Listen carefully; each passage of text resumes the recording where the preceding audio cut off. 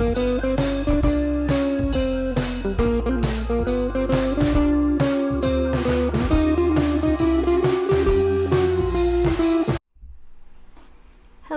and welcome back to Not Just Another Jessica. I'm Jessica. Our family is completing a 2020 no-spend this year, and as a part of that, I've been reading books and gathering information on simple living, minimalism, budgeting, frugality, and all sorts of topics that kind of go hand in hand with the no-spend. Things to encourage, things for new ideas, things to inspire. And I wanted to share some of those books with you. Today I'm going to do the first installment of that by sharing a book I've been reading called Down to Earth by Rhonda Hetzel. And it's called A Guide to Simple Living. This is a beautiful book. Rhonda Hetzel is a really gifted author and photographer, and she is the author of the blog Down to Earth. So this book is very interesting. It starts out with Rhonda talking about her reasons for living a more simple life. And then it goes through and talks about living simply, ages and stages, savings and spending, home, housework, organizing your life, home, garden, self-reliance, the sustainable backyard, nourishment, and recipes. And it has recipes for food, but also household stuff. Rhonda is a woman who's about retirement age who lived in Australia, or lives in Australia. That's where her blog is based from. And her book is very fascinating. It talks about how she was working in a high-stress corporate job, but just feeling completely drained, and how her and her family were ready for a slower pace of life. And she chronicles how she discovered that slower pace of life and the effect that it had on her. And in her book, she encourages other people to reflect upon their life and what they might value and the things that might be enriching to them. I find her style of writing to be extremely interesting and friendly and kind and descriptive. And she has a really good way of expressing things that we often think or feel but don't say out loud. So when I'm reading it, I often think, oh my goodness, I've felt that way too. And it's kind of fun to read a book like that. It's enriching, almost like talking to a close friend or somebody who's on the same wavelength as you.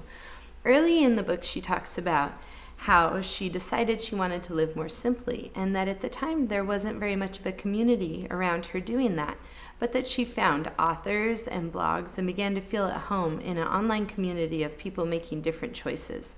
And I think that's one of the things that I really like about YouTube is you can be doing something that's different than those around you, or maybe you don't have a friend in the area participating in a similar challenge, but you can go on YouTube and you can find people from all around the world who are endeavoring to live a more simple life, to be more minimal in their home and in the way they live, to have a smaller carbon footprint, to spend more time with family, to find adventures.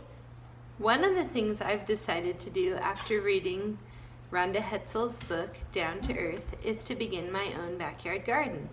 I'm going to take you along as we work on getting it set up.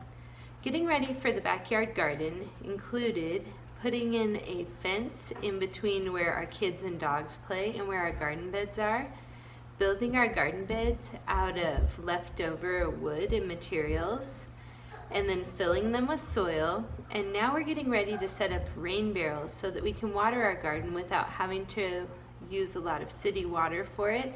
And that's good in two ways. It prevents us from overusing resources and using things that we don't really need. It also saves on the expense of paying for water for the garden. And because we live in the Pacific Northwest, there seems to be an abundance of rainwater, so it lets us take advantage of that. So let's go in the back and see how things are turning out. Here we are right outside our back door, and we are starting with the garden beds and the rain barrel. We've built this small interstitial fence in between the yard and the outer area so that we can have a garden without the kids and dogs getting into everything, as we all know they will. Here are our starts for the garden. We've started various items inside on the counter, and we're hoping that they'll be nice and healthy when it's time to plant the garden, and they'll be ready to help us generate food. We have various things planted on different parts of the yard. Over here we have blueberries, And there are actually 31 blueberry plants on our property, and at the very end we have salmon berries. That's a native plant to our Washington area, and it should be able to grow in a very shaded spot next to our house. These are our garden beds. My husband Marius made these out of found wood and wood he bought at a store called the Use It Again store, which reuses old unneeded wood, and you're able to buy it for a discounted price. And here is our rain barrel. The water goes in on the top and it collects here, and there are going to be spouts that come off of it. And my husband has built this nice stand out of wood we had in the garage for it. There's more garden beds here. On this side of the yard we have fruit trees. And last summer my husband built these trellises that are going to be the home of grapevines that will be growing over our yard.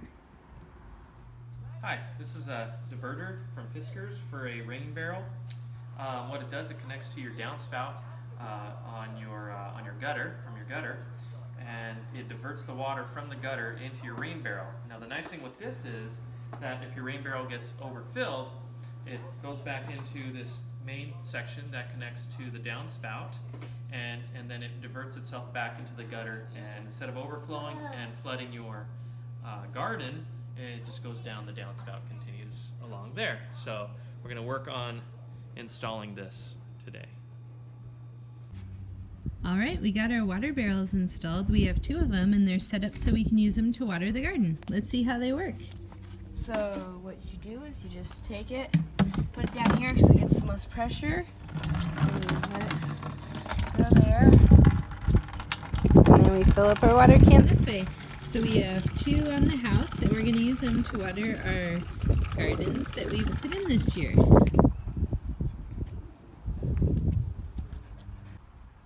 Here in the front yard, I've planted 4 blueberries and 3 raspberry shortcakes. And these are a small raspberry that grows wide instead of tall.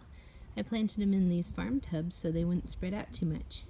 In between our property line, we have columnar apple trees, which are apple trees that will grow tall and produce apples without growing wide and shading ours and the neighbors' yards. This area was all recently covered in chips that we got for free from the company Chip Drop. You can sign up online and they'll bring you bark chips to your property from local arborists, and it is free, or you can make a donation to the arborist. So, Rhonda Hetzel's book, Down to Earth. I think it's a great read if you're interested in starting a home garden, beginning to make more baked goods and foods from scratch, or if you're just interested in slowing down and enjoying some more time at home. I know for myself, she inspired me to start working on my backyard garden and to continue baking and making things for my family at home. Something I would like to move on to do to expand upon that with my family after reading this book is working on making more gifts for people that are homemade, and I have a few that I'm doing right now, so I hope to be able to video those and share them with you. But I do recommend Rhonda Hetzel's book. It's a great read written by a warm and friendly author who's sharing wisdom from her life to encourage us to spend less and enjoy more, to really cherish the life that we have, and to slow down and appreciate our friends and our family, and to not be driven to just consume nonstop and always be out looking for something new. Between sales, emails, television, radio, online ads when you're scrolling through social media, there seem to be a multitude of sources telling us it's important to buy. And it's really neat to have found a voice out there and an author and a blog who's really speaking up for the other side of that equation, that no, you don't really need to go and buy all this stuff, and that's not really where your happiness is going to be found. I believe that when we slow down and focus on the things that are important to us, the other stuff just kind of melts away. So thank you to Rhonda for such a wonderful book, and she does have 2 different books out that I'll link below. I think they're a really wonderful read, and her blog is beautiful, great photography and projects, and her backyard is gorgeous. So go on over there and check that out, and I hope you all have a wonderful day. Remember, if you're interested in videos about home life, DIY projects, cooking, gardening, and just family life in general, like and subscribe to my channel, Not Just Another Jessica. Thanks for watching. Bye.